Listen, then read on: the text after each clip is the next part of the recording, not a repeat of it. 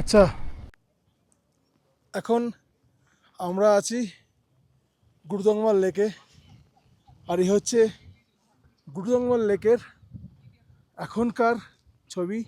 আজকে ডেট হচ্ছে 16 তারিখ, 15 তারিখ, রোববার, 15ই মার্চ 2026। আজকে হচ্ছে রোববার। আজকে যে গুরুদংমার লেক আছে তার ছবি হচ্ছে, অবস্থা হচ্ছে এইটা। লেক প্রায় 75%-এর মতো জমে রয়েছে। 20% থেকে 25% জল রয়েছে।